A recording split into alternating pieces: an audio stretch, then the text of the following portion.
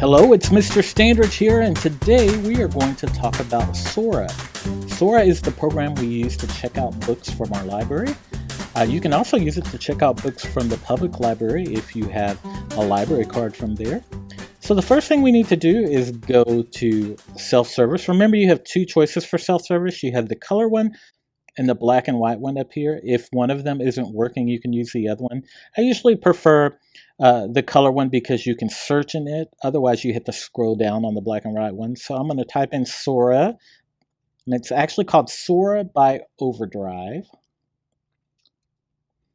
And it looks like I've already installed it because it says reinstall. So I'm going to go and look for that program. And there it is right there. So we're going to log in the Sora together. So the first thing you need to do is open Sora. So go ahead and tap on it. It's going to ask you to find your school. You need to choose Grand Prairie Independent School District right there.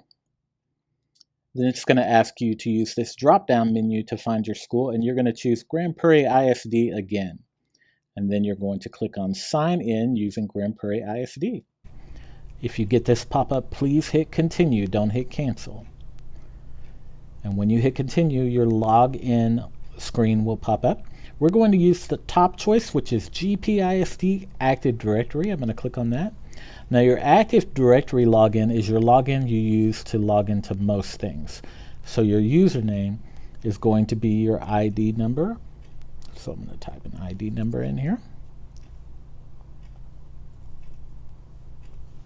And then your password is the password that y'all use for almost everything. I'm not going to say it on here because I don't want it to become public information, but I do want you to use the password that you're used to using. If you're unsure of what that is, please ask your teacher and she can tell you, or he can tell you. Okay, I'm going to sign in.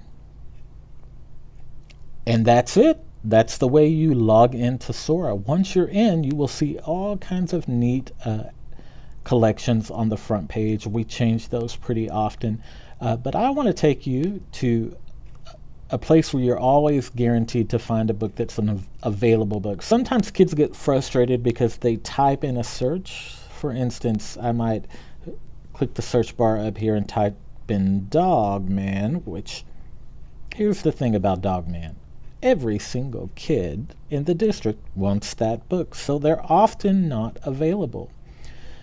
It gets frustrating for kids. So I'm going to show you a way to always find books that are available. If you notice right here at the top, you'll see the word collections at the right. I'm going to click on collections. And then if you look at the collections, one of the categories is available now. It says 4,463 books available now. So I'm going to click right on available now.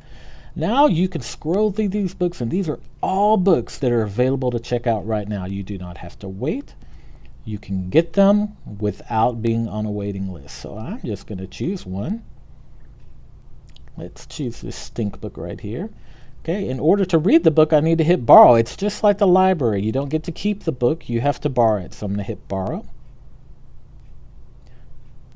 And when I choose borrow, it automatically opens up, and I can start reading the book.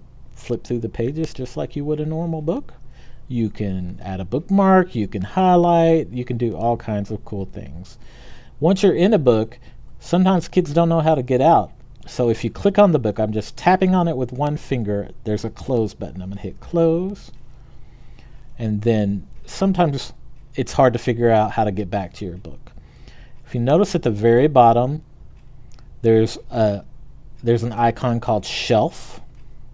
I'm going to click on shelf, and that will show you all the books you have checked out. Now I'm going to return this book so I don't have to keep it. I clicked on the book with one finger, and then I'm choosing return, and now I can get a different book. You can have up to 3 books at a time on Sora. Another thing you need to remember is that you can add other libraries. So if you have a card or are a member at other libraries, you can choose the 3 bars up here at the top right and choose Add a Library. There are many libraries that offer free checkout. For instance, the Houston Public Library, you can add it without even having to have a library card from there and check out books. So please use this. There's all kinds of cool stuff. I'm not going to go through everything. But that's the basics for how to log into Sora and read a book. Enjoy reading.